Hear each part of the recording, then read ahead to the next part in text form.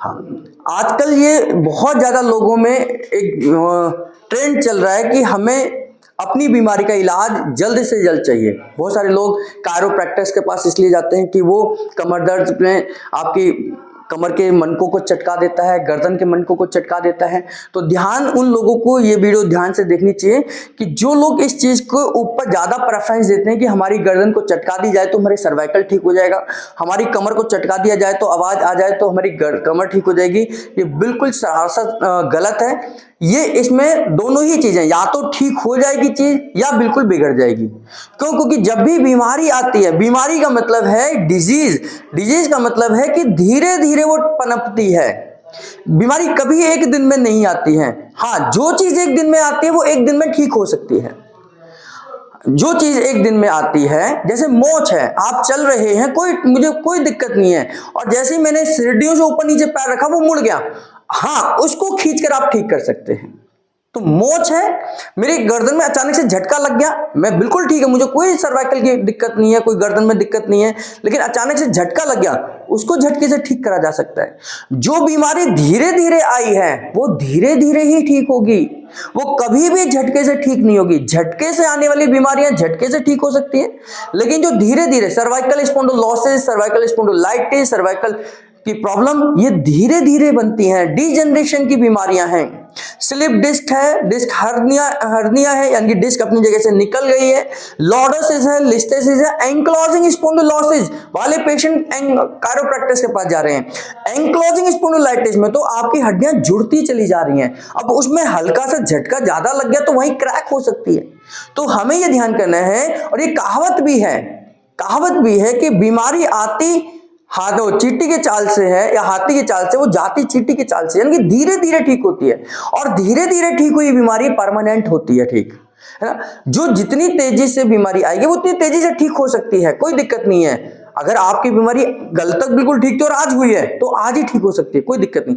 लेकिन अगर बीमारी धीरे धीरे आपको लगी है, चाहे वो कमर दर्द हो, घुटने का दर्द हो, पेट की समस्या हो, नाभि नले और कोड़ी की समस्या हो, नाभि पेशेंट आते हैं कि सालों से परेशान है नाभि की समस्या से, अब वो चाहते हैं एक दिन में ठीक हो जाए। नाभि एक दिन में ठीक हो सकती है, लेकिन वो परमानेंट ठीक नहीं हो सकती। परमानेंट ठीक होने के लिए आपको बॉडी की कंडीशन ठीक करनी पड़ेगी। परमानेंट ठीक करने के लिए आपको शरीर के अंदर बदलाव लाने की जरूरत है। तो बहुत सारे लोग हमारे पास आकर कहते हैं कि एक दिन में ठीक होना है, जो कि सरासर गलत है। ना केवल वो आपके लिए, आपके हेल्थ के लिए भी गलत है। अगर हमने एकदम से ठीक करने की कोशिश भी करेंगे तो उसके साइड इफेक्ट ही होंगे। जैसे अगर आपको बहुत तेज बुखार आ रहा हो, बहुत तेज बुखार आ रहा है, और आपने कोई हैवी डोज मेडिसिन ले ली, तो बुखार तो उतार देगी वो मेडिसिन, लेकिन इसकी वजह से आपको मेनिंजाइटिस हो सकती है, उसकी वजह से आपको हार्ट की दिक्कत आ सकती है, उसकी वजह से किडनी फेल हो सकती है, क्योंकि जितनी हैवी डोज मेडिसिन होगी उसके साइड इफेक्ट भी उतने ज्यादा होंगे। फॉर एग्जाम्पल, जैसे एक कोई आग जल रही है और एकदम से हम उसमें पानी डालें तो एकदम भभका सा ऊपर उठेगा, एकदम धुआं ऊपर उठेगा, एकदम उसमें से गैस निकलती है, और वो गैस जो है, जैसे हमारी बॉडी तप रही है, बॉडी का टेम्परेचर 103 पहुंच गया, 104 पहुंच गया है, और उसमें हमने कोई हैवी मेडिसिन खा ली कि भाई मुझे तो काम करना है, मुझे तो ऑफिस जाना है, तो एकदम से टेम्परेचर डाउन होगा। और जैसे ही टेम्परेचर डाउन होगा तो वहां जो गैस क्रिएट होगी वो दिमाग पर चढ़ जाएगी। और मैंने बहुत सारे ऐसे पेशेंट देखे हैं जिन्होंने हैवी डोज मेडिसिन खाकर अपने बुखार को डाउन करा, और उसके साइड इफेक्ट की वजह से उनको या उनके बच्चों को फिट्स आ जाते हैं, उनके बच्चों को एपिलेप्सी हो जाती है, उनके बच्चों को मेनिंजाइटिस हो जाती है। मैंने बहुत सारे ऐसे बच्चों को देखा है जब माता पिता कहते हैं कि इसको बहुत तेज बुखार था और हमने एक इंजेक्शन लगवा दिया, और बच्चे का शरीर छोटा है, वो उतना सहन नहीं कर पाता है। हम बड़े तो एक बार घड़ी सहन भी कर जाएं, तो ऐसे केसेस से हमें बचना चाहिए।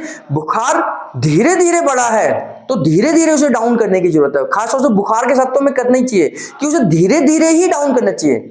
सिर्फ पट्टी सी लगाई जाती है कि भाई बॉडी में बुखार है कोई दिक्कत नहीं, लेकिन दिमाग में बुखार जाएगा तो वो दिक्कत करेगा, तो उसको धीरे धीरे डाउन करने की जरूरत है। तो एकदम से ठीक होने की कभी कोई जल्दबाजी नहीं करनी है, धीरे धीरे ठीक होंगे, परमानेंट ठीक होंगे और जड़ से ठीक होंगे। जड़ से ठीक होने के लिए हमें बीमारी के बेस पर काम करने की जरूरत है। कहीं डीजनरेशन तो कैल्शियम की भी जरूरत है, विटामिन की भी जरूरत है, मिनरल्स की भी जरूरत है। अब अगर हम आज ट्रीटमेंट देते हैं किसी कैल्शियम के पेशेंट को कैल्शियम बढ़ाने के लिए, तो 7 दिन बाद कैल्शियम बनेगा, क्योंकि ये बॉडी का मैकेनिज्म है। अगर हम ऐसा तो नहीं हो सकता कि भाई कल इंटरकोर्स करा परसों हमारा बच्चा बाहर आ जाए, ऐसा तो डेवलप हो ही नहीं सकता कि भाई हम 2 कपल हैं, आज इंटरकोर्स करें, 2 दिन बाद बच्चे की कल्पना करेंगे हमारे को बच्चा मिल जाए, ऐसा हो ही नहीं सकता। बच्चे को डेवलप होने के लिए 9 महीने तो चाहिए ही चाहिए, और अगर वो 9 महीने से पहले पैदा हो जाए तो उसे प्री मैच्योर चाइल्ड कहते हैं। वो अपने लिए भी खतरनाक है, उस परिवार के लिए भी खतरनाक है। वो बेचारा बीमार तो होगा ही होगा, वो परिवार भी सारा परेशान होगा। तो जो टाइम पीरियड बीमारी को ठीक होने में लगता है वो लगता ही है। कभी भी हमें कभी भी कहीं भी जाकर, हाँ रिकवरी थोड़ी फास्ट हो सकती है, आपको टाइम थोड़ा सा हो सकता है कि भाई और ट्रीटमेंट चेंज करे जाएं, लेकिन कभी भी ये कल्पना मत करिए कि अगर आपकी सालों की बीमारी है तो वो 1 दिन में ठीक होगी। अगर आपकी बीमारी 1 दिन की तो 1 दिन में ठीक होने का दावा हो सकता है, लेकिन आपकी बीमारी कमर दर्द 10-15 साल से चला आ रहा है, आपका सिर दर्द 2-3 साल से चला आ रहा है, आप डिप्रेशन में 2-3 साल से हैं और आप सोचें कि एक सिंगल डोज मेडिसिन या एक ट्रीटमेंट से ठीक हो जाऊंगा, तो ऐसा नहीं है। और अगर ऐसा कोई दावा करता है तो बिल्कुल आपके साथ वो खिलवाड़ कर रहा है। वो अपने साथ तो कर ही रहा है, यानी कि अपने फ्यूचर के साथ तो कर ही रहा है, आपके साथ भी वो खिलवाड़ कर रहा है। और ऐसे चीजों पर हमें बिल्कुल भी बिलीव नहीं करना चाहिए कि एक ट्रीटमेंट से या एक उससे कोई भी चीज ठीक हो सकती है। कुछ सिम्टम्स कम हो सकते हैं, लेकिन ठीक होने में टाइम लगेगा ही लगेगा। ये चीज हम सबको ध्यान रखनी ही चाहिए।